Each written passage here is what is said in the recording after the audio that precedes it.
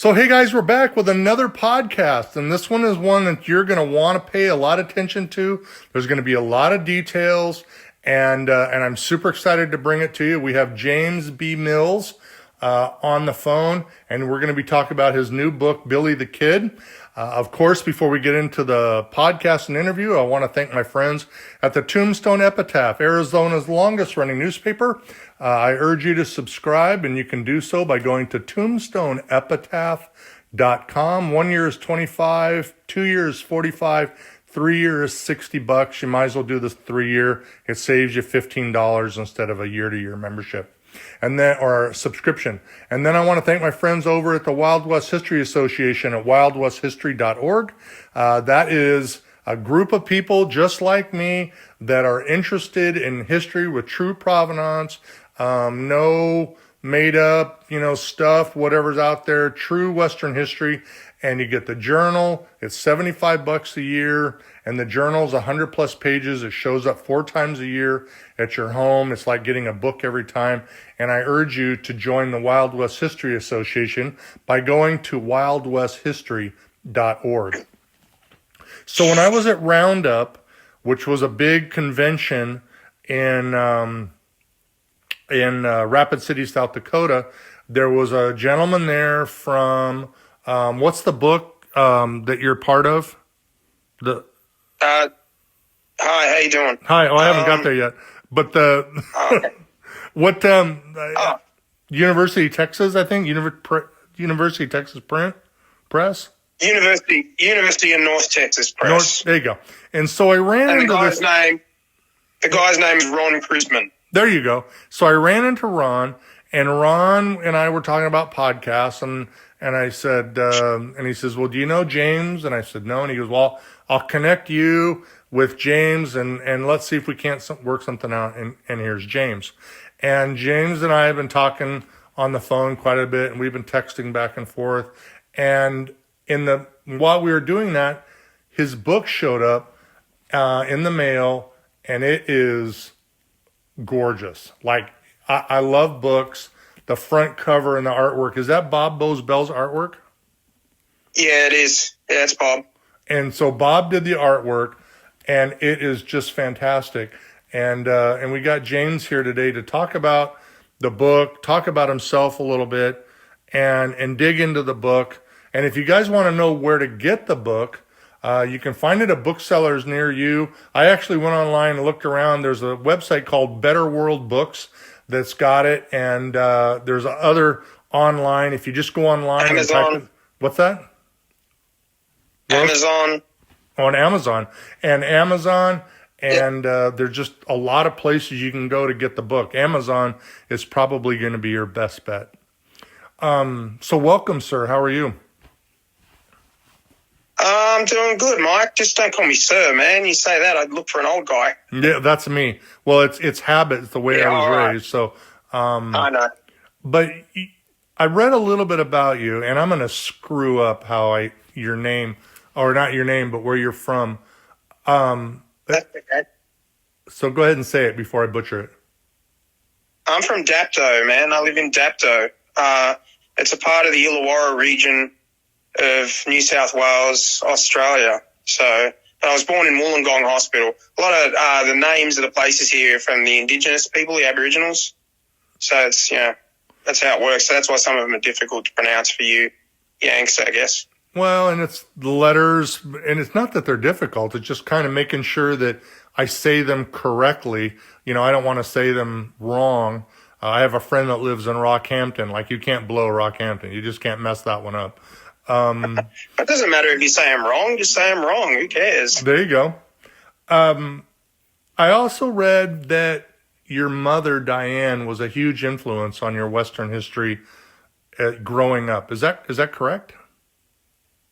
Yeah, if I had to, I was always drawn to history, and I always had an interest in the American West from the time I was 4 or 5 years old. I don't know why, but if I had to credit anything, it was probably one of my favorite memories from early childhood was just lying on the lounge with her on the Sunday afternoon, all Sunday afternoon, and they'd play the old Westerns. I can't remember which ones. I think one was Broken Arrow or but they were all the old westerns and that, and just watching the old westerns all day. They used to play like 2 or 3 in a row, and I used to all afternoon Sunday arvo, and I loved it, and that kind of, I think, nurtured my interest in the field when I was 4 or 5 years old, but it's progressed from there.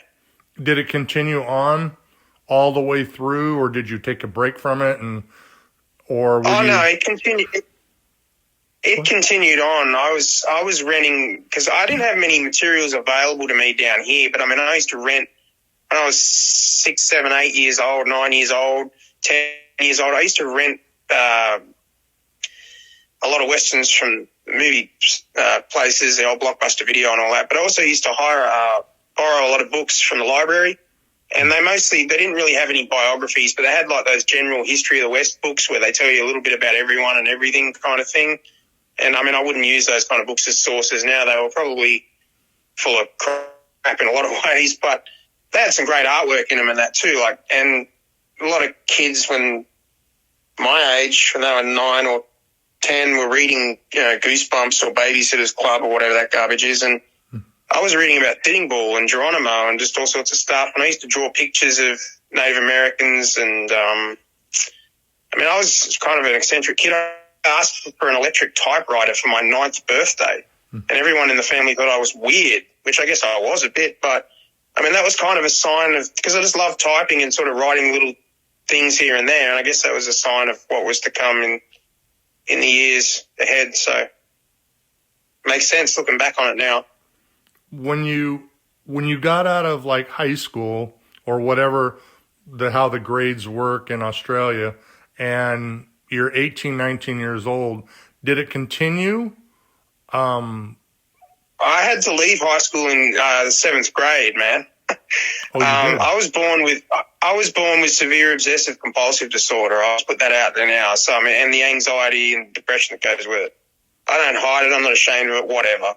There's a stigma with mental illness, but it's the way it is. Right. And I had a very tough time at school, I'll say. I don't want to get into like some pity party. I mean, hell, people out there had a lot worse lives than I had. Mm-hmm. And I had to kind of be pulled from school in grade 7 because, I just wasn't going to get along there. Right. And so I got homeschooling for a little while, and then I spent the next, probably the age of 13 to 17, pretty much in social isolation because I wasn't going to school, so I was separated from all the other kids. I didn't really have any friends. And then I went to, my interest sort of continued in the West, the American West, and history, not just the American West, all parts of history, Alexander the Great, a lot of military leaders, medieval history, all kinds of history, ancient Egypt. And then I enrolled in what I guess you call it over there, like a community college kind of deal when I was 17. And that's when my teen years actually kind of began a little. And, I made a real good friend, Scott Arthur. He'll listen to this. How you doing? And it turned out he was also a big Western buff. And he was even a year younger than me. He was like 16 when I met him. I was 17. But he was a big fan of the Young Guns films and Tombstone and Clint Eastwood and all those Westerns as well. So we started watching them together. Oh. And like he still is a big Western. He's not a historian, but he's into the West. So that kind of was really cool to find someone that shared that interest. And I started, the first I'd call serious biography of Bonnie that I read was Robert M. Utley's. And then I had to start, because I was older, I was able to like order books a little more at the bookstores, and the bookstores are all closed down now here. But and it kind of progressed from there, and I ended up corresponding for a little while with Frederick Nolan in my early 20s and Bob Utley, and I ended up being mentored by Leon Metz for a little while, and then kind of, I had to explain it, life circumstances in my 20s kind of, I had to sort of back away from the field a bit. The time just wasn't right. And then, but it did continue. So, there were periods. I spent a lot of my teen years listening to music as well. Right. Still am a big music head, punk rock, playing guitar, smoking cigarettes, being a, teenage angst guy. And, but the passion for history always remained there. And it was about 4 years ago that I was able to really break into the field with some articles and just continue from there. So I'm going to ask you about Fred Nolan Yeah. and Robert Utley. How did it go about that a young guy living in Australia ends up writing to Fred and to Robert?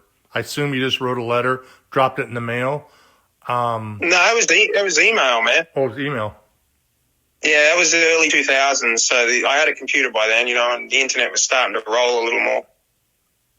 And then you getting a hold of them. Did they answer right back, or how were they? Because that's crazy to me that you would just email a guy and you get an answer. Well, I connected through them through like these other sort of little online friends in the Old West community back then, like on the discussion boards and stuff.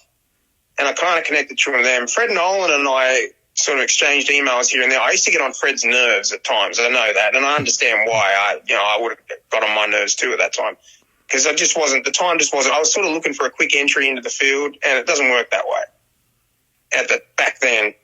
And so I understand why he got frustrated, but he always answered the email. Bob Utley, who's very kind to me, he sent me his digitised research notes about the kid, the Lincoln County War and all that a few years ago, as I detailed in my book's notes. But Bob Utley himself always said he was never big on correspondence. Like, he'd keep his emails relatively short and sweet. But he was also always very kind to me. When my very first article was published, which was a cover story in the June 2020 True West about Rain in the Face, the Lakota warrior, I got an email from Bob out of the blue just saying, "Oh, congratulations, so great to see my young friend succeeding." And, I really appreciated that. Fred was out of the field by that time with, he kind of had to go offline by then. But so, yeah, they were pretty cool. Leon Metz was probably the one I became closest to back then. He was so funny. He'd always like saying, "Hey, let's do lunch next week." I'm like, "Leon, I'm in Australia, man." He used to forget that I lived on the other side of the world. He's like, "Oh, yeah, that's right." But he was really cool, and he helped me write. Well, he didn't help me write it. That's the mistake. I actually started writing what became the cover story about Rain in the Face in the early 2000s, in my early 20s.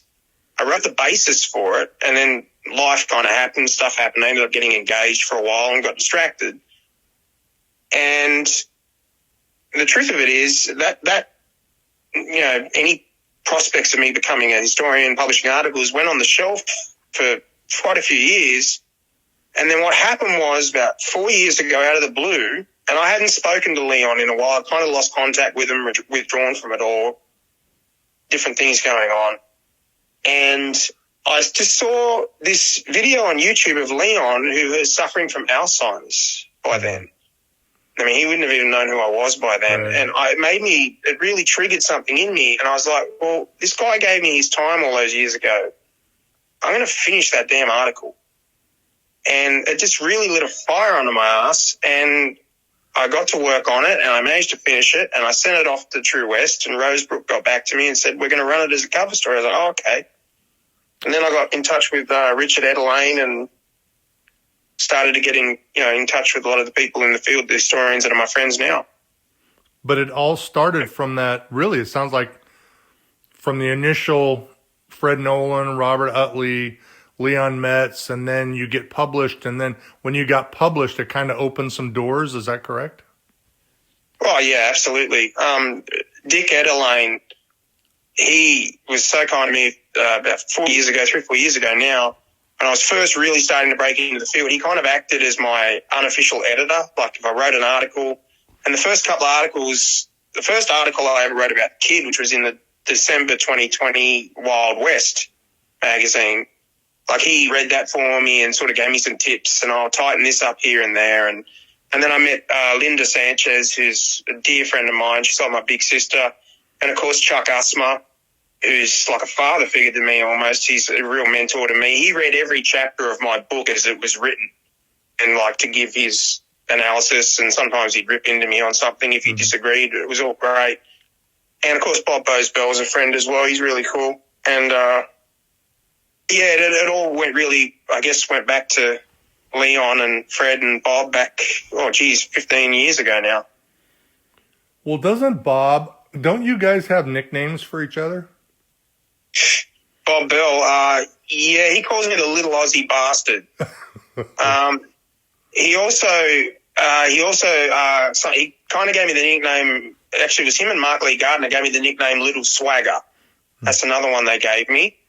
I call Bob sometimes the Yankee Wanker when he calls me the little Aussie bastard, but it's all in good fun. Right. He was right though when he wrote about me in the October issue of True West that's just come out, when he said I can be a pistol. Yeah, he's right, but I think he likes that about me. He likes my kind of, I have a little in life, in everyday life, I'm very kind of bit shy and self-conscious, but when it comes to my work, I can have a little swagger about it sometimes. And, I think he kind of likes my, what's an old person's word? Moxie, I guess. Yeah, moxie. Yeah. Spunk? Yeah. You got a little spunk in you.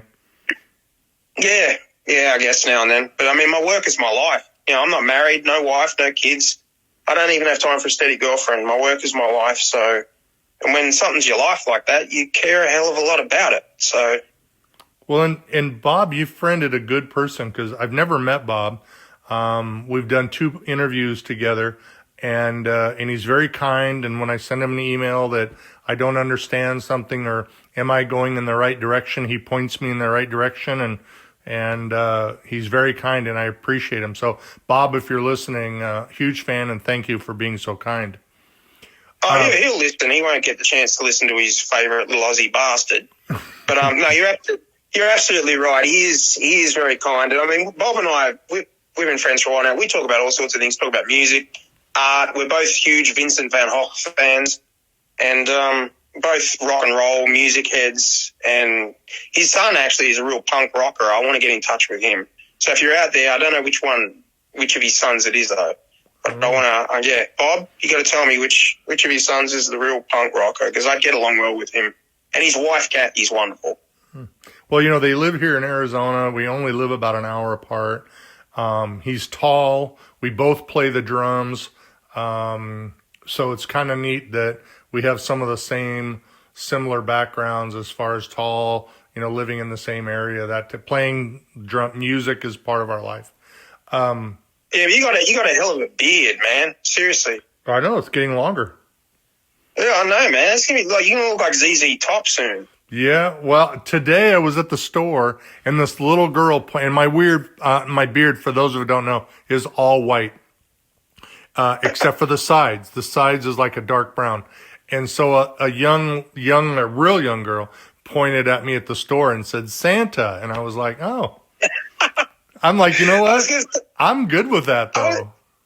I was thinking, man, she probably thought you were Santa. You need to pull a hat on, man. You could get you could moonlight as a Santa at Christmas. Right? Oh, I'm actually going to let my sideburns go longer. And I told my wife, maybe I should just bleach that white and make some side hustle being Santa Claus somewhere. Oh, yeah. But, you're doing all this, and where did it dawn on you to get involved in Billy the Kid? Of all the people, I know it's your relationship with Fred Nolan and stuff, because he was phenomenal in New Mexico history, and Robert Utley and all the others. Where was it that you said, you know what, I'm drawn to Billy the Kid? Okay, I was about 9 years old. I was lying on the couch, as you guys we call it a lounge, but you Americans call it a couch. Yep. I was lying channel surfing, and this pretty good-looking guy, I guess, with a hyena laugh came on my television, and he spat on this big guy's head from a rooftop in a Western, and I thought that was really funny. That was Emilio Estevez in Young Guns 2. And I watched the rest of the film, loved it. Of course, the film's a total, got a lot of crap in them, but, I didn't know that at the time. I was 9. But hit the video store the next day, I think, and rented the first Young Guns, and I was just hooked. And that was how I was first bitten by the Billy bug. And it just went on from there, just read everything I could. And,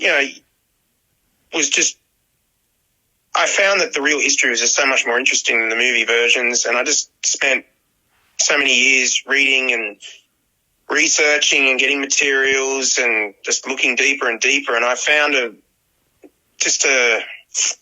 developed an empathy for him. I mean, I don't romanticize him or defend him. He was no saint, but it was just, and I think also because I was young and like he was a young guy when he died, so I could kind of relate on that level a bit more than maybe, a 90-year-old guy could. But, that's pretty much how it started. So it's John Fusco and Emilio Estevez, because John Fusco wrote the screenplays. They're the ones to blame, I guess, for what I am. Well, if you're wondering who we're talking to, we have James B. Mills on the phone. And if I ruin this, please, because I only know a little bit of Spanish and very little. We're talking about his new book. I'm not fluent.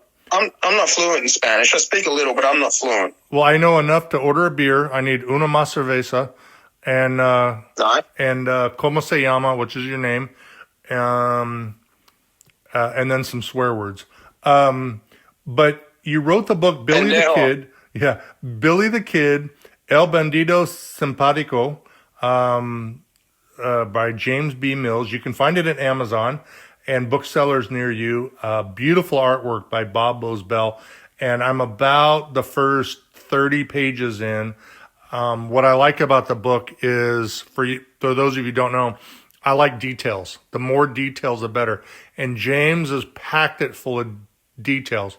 In fact, in a pre-interview, we talked about, like, if he scratched his ass, it's in the book. Yeah. And I believe it because the details are insane.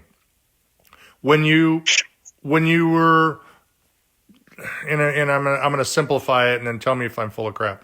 Like when you were cruising through as an adult and you realized I'm going to write a book about Billy the Kid, how long did the book take you to put it all together and finally get it to where it was a rough print so your friends could read it and proofread it? Like, what was the length of time? It was 18 months, and I don't recommend writing a book like that in 18 months for anyone who values their sanity. I never should have written a book that size in that a lot of time. That should have taken at least 2.5 years. But I broke in with a couple of articles, and it was Richard Edelane who suggested to me, he said, look, you should really write your own book on the kid because you're more interested in the Hispano side of things. And I was like, yeah, and because one thing I'd noticed was that the Hispano side of Billy's history had never received the recognition it deserved. It had always been kind of, I wouldn't say it had been ignored by some.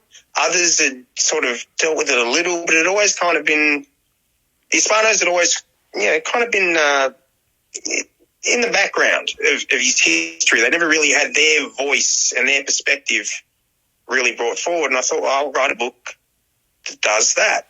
And but I'm a detail hound, so it ended up being a lot larger book than I thought it would be.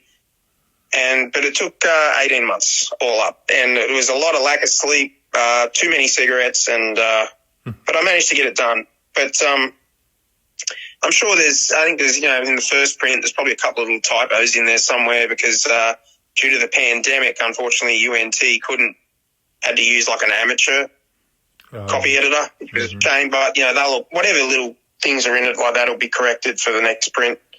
But hell, no book's perfect anyway, so that's the way it goes. Yeah, I mean, and if you're wondering, if you hear like little hits and misses on the phone, I'm here in Phoenix, Arizona, and James and we're live together, and he's in Australia, so modern technology, every once in a while you're going to hear a hiss or a pop or something. That's just part of technology. When you wrote the book,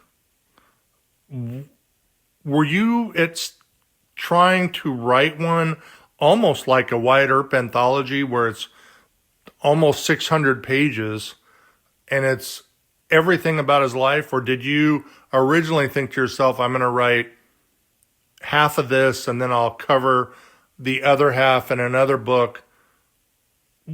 Was that the plan, or did you think you were going to write like an anthology-sized book from the beginning? No, I just started writing. It was never going to be a pop history overview in terms of I was only going to have like little details of he did this and did that.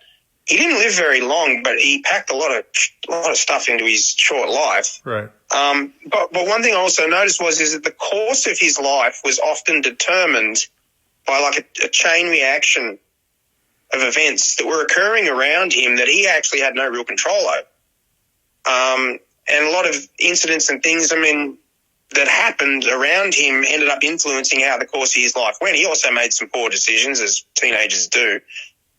But I never intended it to be like, I never thought, okay, this is going to be a really big book. It was just, I'll just keep writing and just keep writing.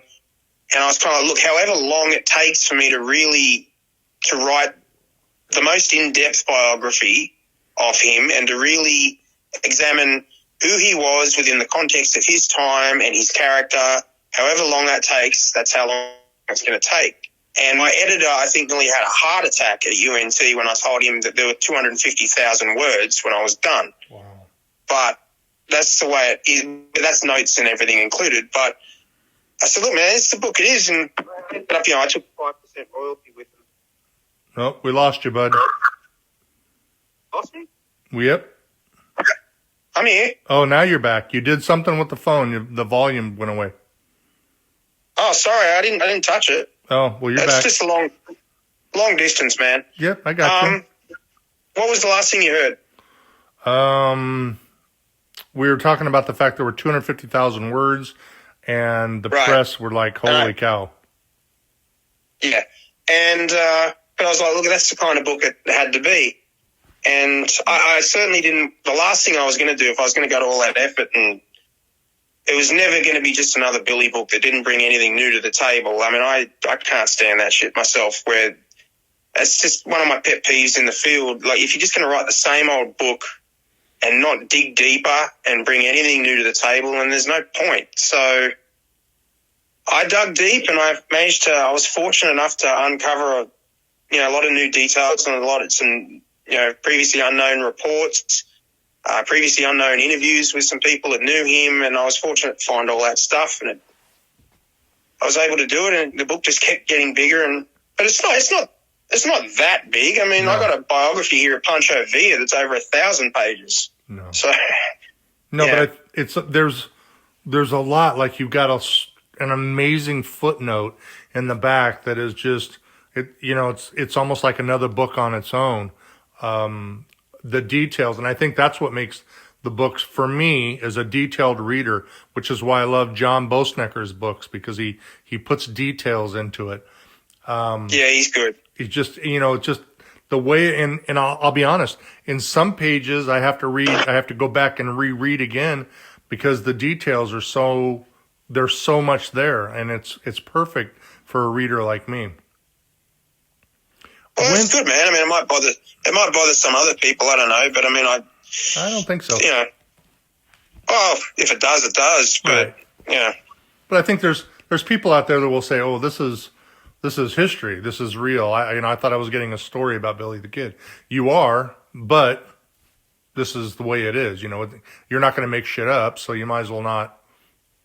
No, I never. Some historians have kind of invented dialogue that, the kind of thing that he presumes they said. Right. That's not me. I don't do that. To me, that's a huge no. Every bit of dialogue that's spoken by the people in the book comes from a historical record, even though in some cases it's probably not exactly what was said at the time, because a lot of it comes from interviews with guys from like 40 years later, and they probably remembered the dialogue that was spoken back then a little differently. But as you said, man, if Billy scratched his ass, it's in there. Covering it was also important. It wouldn't be as long if I wasn't so committed to covering the Hispano side of things, and I felt it was very important with Chapter 18, which knocked Bob Bo's bell on his ass. Mm-hmm. That chapter goes really in depth into his life amongst the Hispanos and the culture, the superstitions, the customs, how they lived. Because this was these are the people and their culture that he had to adapt to and immerse himself in, and these are the people that do it best because he lived with them. So, and let's talk about that, because the book does spend a lot of time with the Hispano life and people. dig a little deeper Yeah. into that process to why that became a big part of it and why you think maybe other books that have been written long ago might not have covered it. Well, I don't want to speculate on why previous historians didn't cover it as extensively as I did. I don't know. Maybe they just thought it wasn't interesting. I don't know. Some historians, like Fred Nolan, went into it a bit, and Michael Wallace went into it a little. My friend Linda Sanchez, she was actually planning on writing a book about Billy, kind of from the Hispano perspective, back in the 80s. So I wasn't the first one to think of it. But she got distracted with other projects and never got around to doing it. And so in a way, she was excited when I told her I was working on the book because she kind of felt I was like finishing off what she had intended to start way back then. But a book like mine should have been written years ago. These people, all his amigos, Paco Anaya, Jesus Silva, Martin Chavez, these are his closest friends. These are his buddies. And they knew him better than anyone.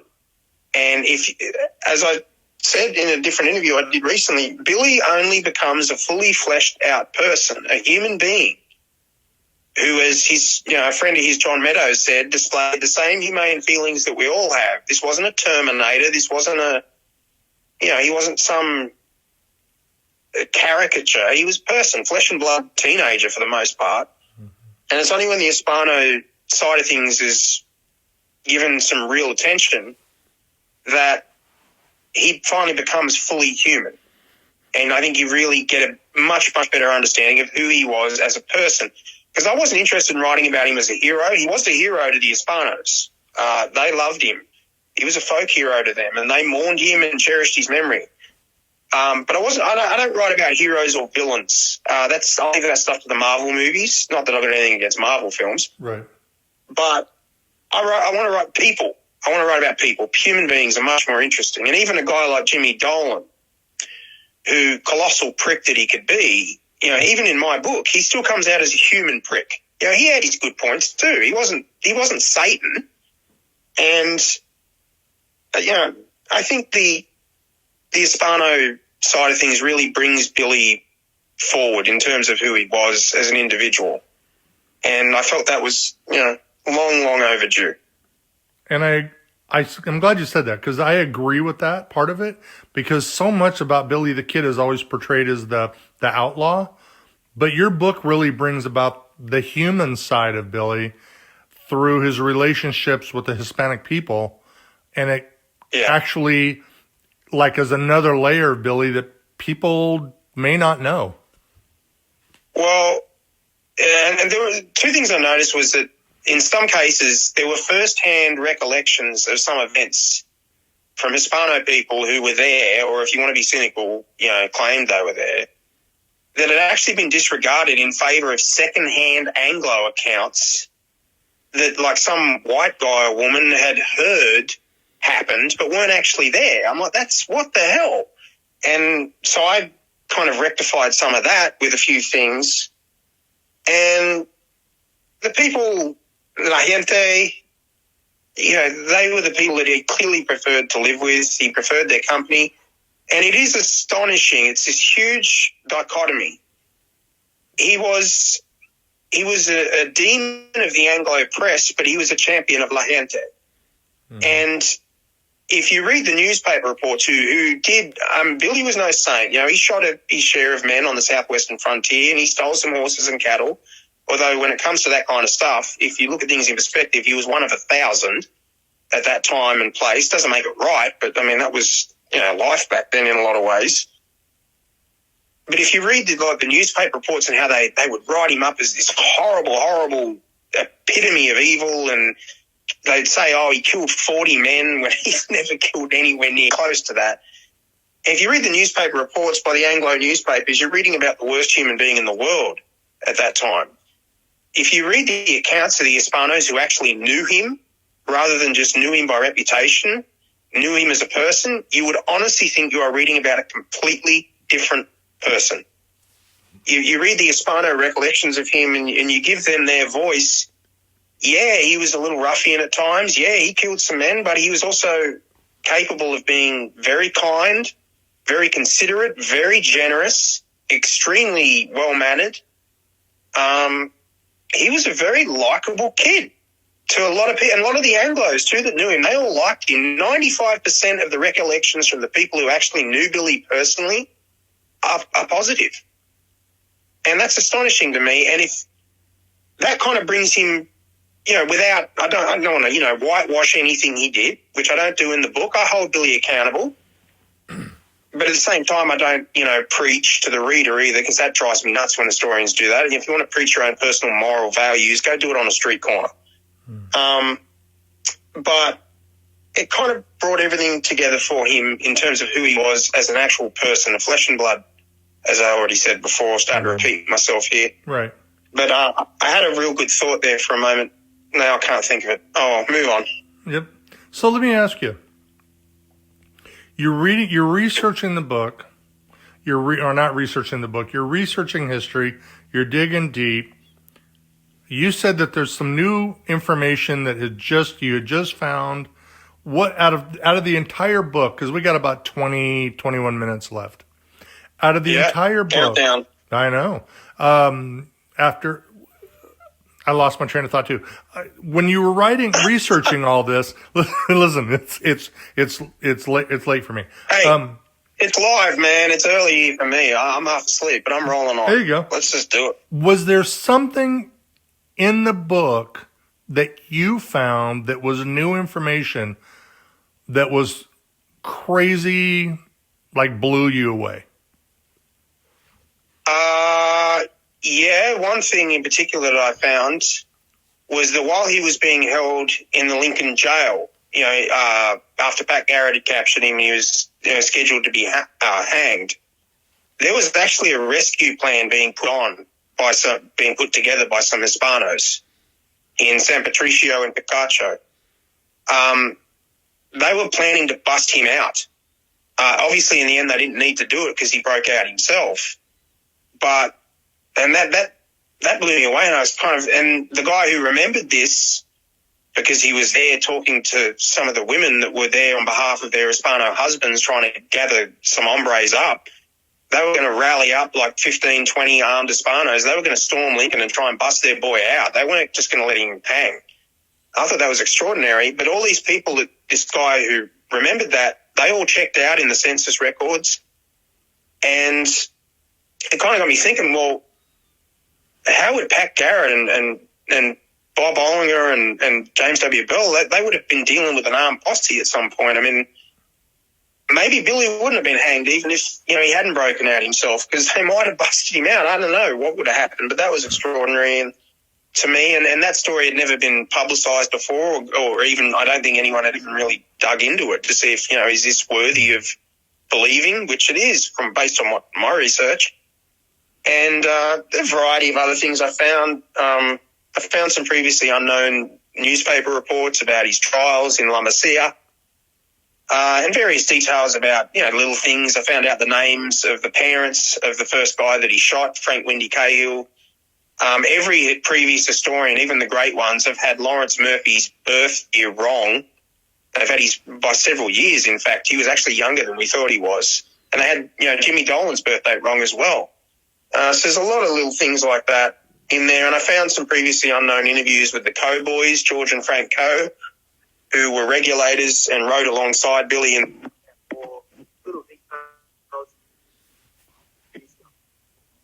Oh. For what it's worth, according to what Connie's father died. We lost you, man. Yeah. No, I'm here. Now you're back. I'm back? Yep. All right, where was I? Nope. Now you went away. Yeah, so there's plenty of new little details and information.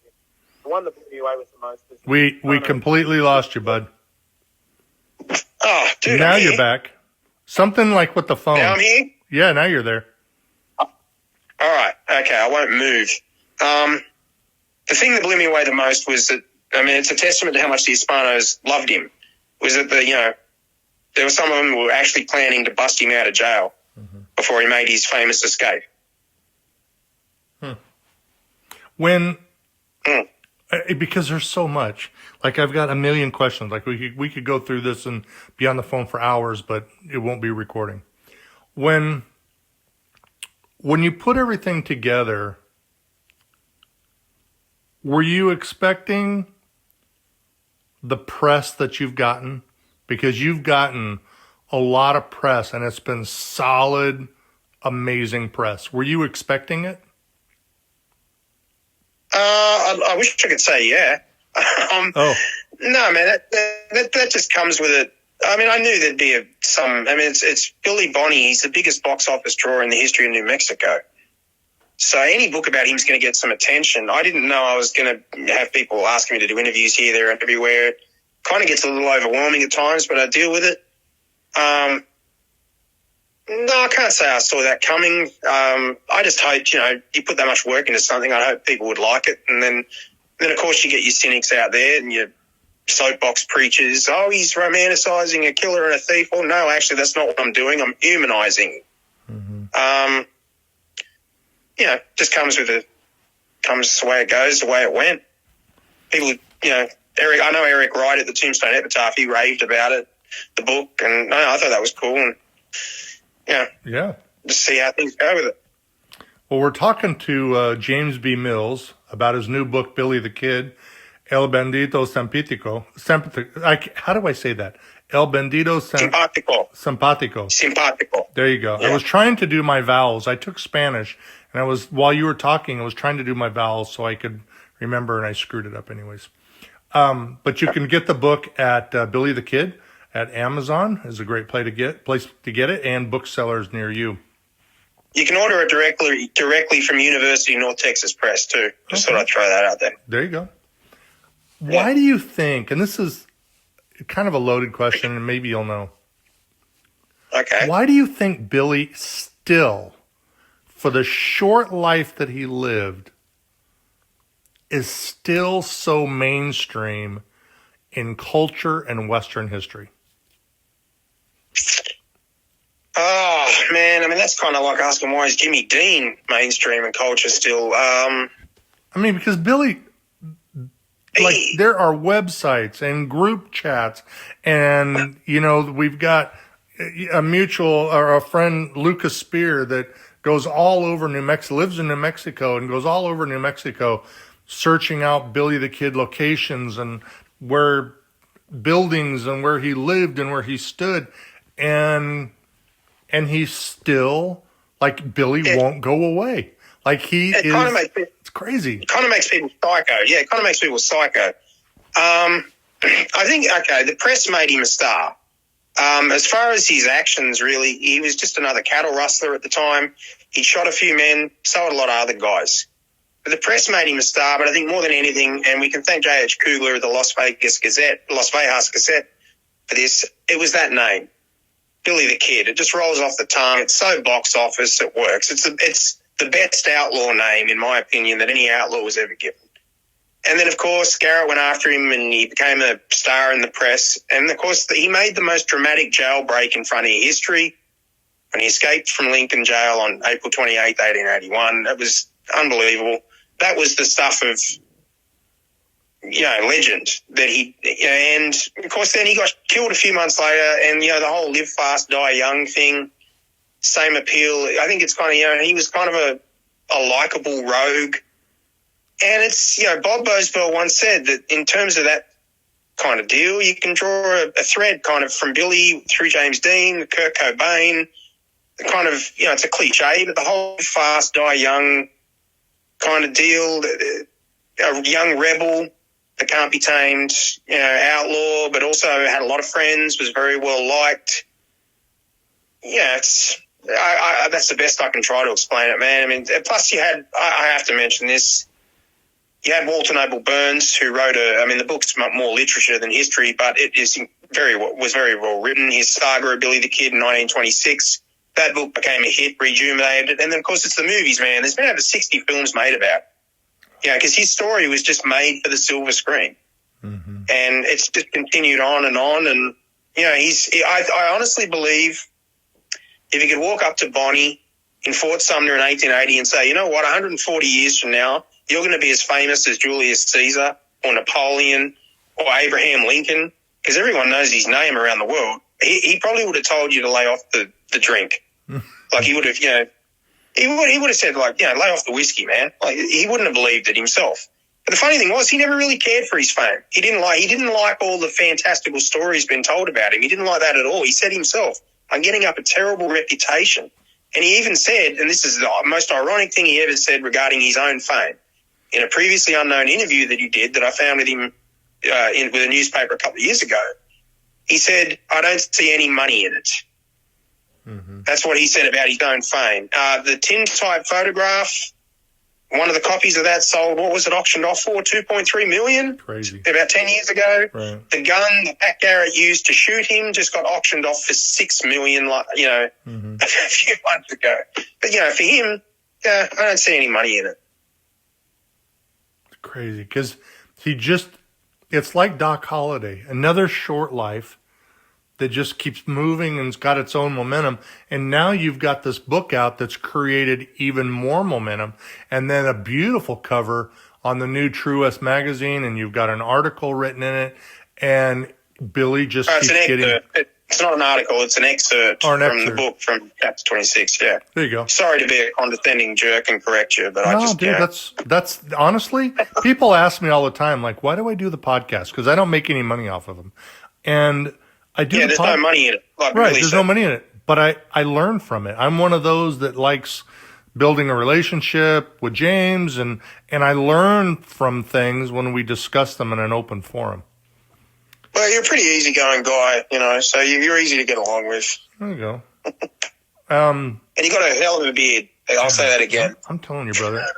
I got to bring you with me on tour. Oh, yeah. You have a new book that you're writing, correct? Yes, I do. Can you? Sorry, I had a lot of cigarettes. Sorry. Yeah, okay. Yeah, I do have a new book.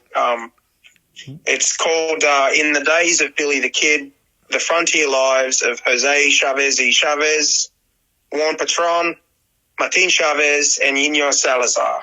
It's a book that will be centered around those four hombres' lives. Of course, they all knew Billy. 3 of them fought alongside him in the Lincoln County War. 3 of them were pretty good friends with him. Yino and Martin Chavez were very close friends with him. But the book is centered around their lives. It focuses on, tells the story from their lives in terms of when they were born, where they grew up, the stuff they got up to before they knew Billy, and stuff they got up to for many, many years after Billy was killed.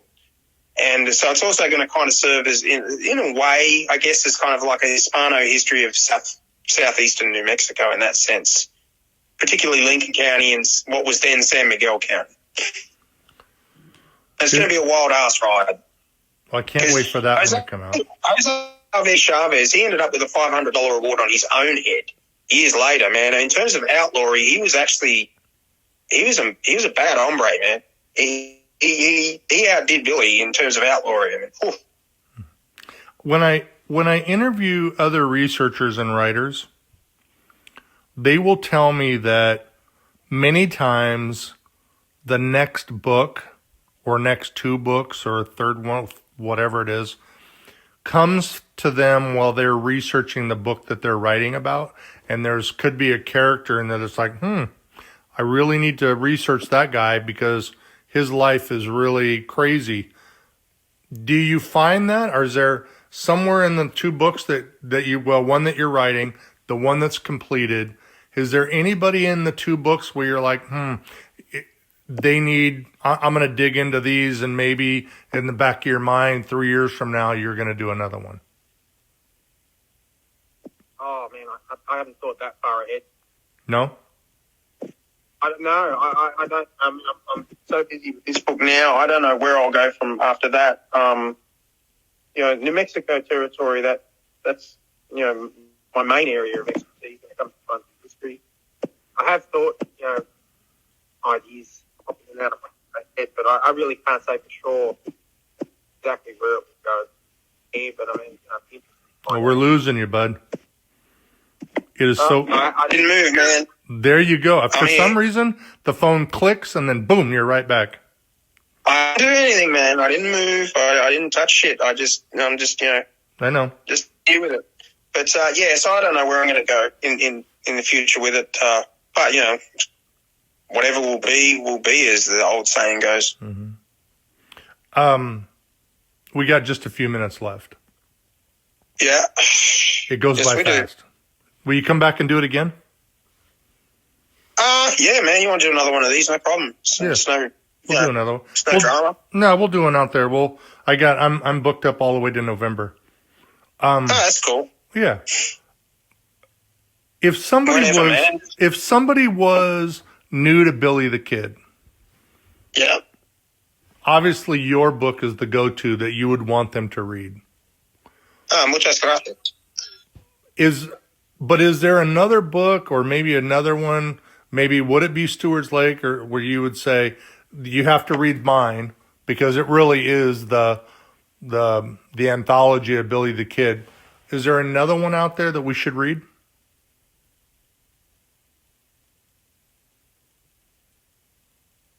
Or no? We lost him. But one that always appealed to me was We lost you again, bud. All right, I'm here. Can you hear me? Yep, now I can. Okay. All right. The one that always kind of appealed to me was Miguel Antonio Otero Jr.'s, because he was the other governor in Billy's life besides Lew Wallace. He didn't become governor until years after the kid was killed. He knew Billy, and he ended up becoming a very, very successful. I mean, there's a county named after him in New Mexico now.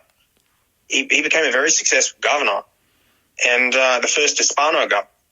And he put together a book, and unfortunately, a lot of it in the first half of it's crap because he basically relied on a lot of the sensationalist books for his sources on a lot of the earlier county war stuff. But it has some interviews in it at the end that I really value. One in particular with Martin Chavez, who's one of the 4 guys that my next book focuses on. And there's some good stuff towards the end of that one with the interviews, and you do get a little of the Hispano side of things because, I mean, he was half Hispano himself. He was trying to bring that side of things a little more to light. So I recommend. And Leon Metz wrote a real good biography of Pat Garrett. Of course, any of Frederick Nolan's books. Robert Utley wrote some good books. And of course, Bob Bowes-Bell's illustrated Life and Times. They're great fun. So there's plenty out there. There's a lot I've forgotten, but I can't go through them all, man. I'll be here all week. Gotcha. Well, you heard it first. This is the new book by Billy, about Billy the Kid, from James B. Mills, El Bandido Simpatico. I still think I screwed that up. Simpatico. Simpatico. I have to work on it. And then you can find it at books. Thanks, man. You can find it at booksellers near you and Amazon. And then make sure you go out and get the October edition of True West Magazine. That's got even more about Billy the Kid. And again, the book is fantastic. Pictures in it, details, just cram full of details. And you're going to want to get this book and then really keep it as a reference, because really the way it's written, for me, will be once I finish it, it'll become a reference when I want to go back and pull the truth about Billy the Kid. I'm going to use the book as the reference for the truth. And so he's written a phenomenal book, and you're going to want to go get it. Of course, we want to thank the Wild West History Association at wildwesthistory.org, and subscribe and become a member, along with the folks at the Tombstone Epitaph, Arizona's longest running newspaper. You can become a subscriber and get the Epitaph delivered right to your door by going to tombstoneepitaph.com. You got anything to add? Anything? No, I don't have anything much more to say right now, man. You've wrapped it up pretty well. All right. Well, we appreciate you. I will say quickly, the title of the book, Billy the Kid, El Bandido Simpatico. There you go. Okay, there you go. Well, and you're going to find the podcast on YouTube. So you can find it by going to Cochise County _travels, along with the iHeartRadio app. You can find me on Apple iTunes, Spotify, everywhere that you listen to podcasts. Be sure to give a rating and review. It actually helps with distribution. I don't know how, but it does help with distribution. Again, you'll find it on YouTube. So if you have somebody who doesn't understand like how to listen to a podcast on a radio or on an app or whatever, you can go over to YouTube and find there's about 30 hours so far of podcasts and interviews on my YouTube channel at Cochise County _travels. Until next time, safe travels.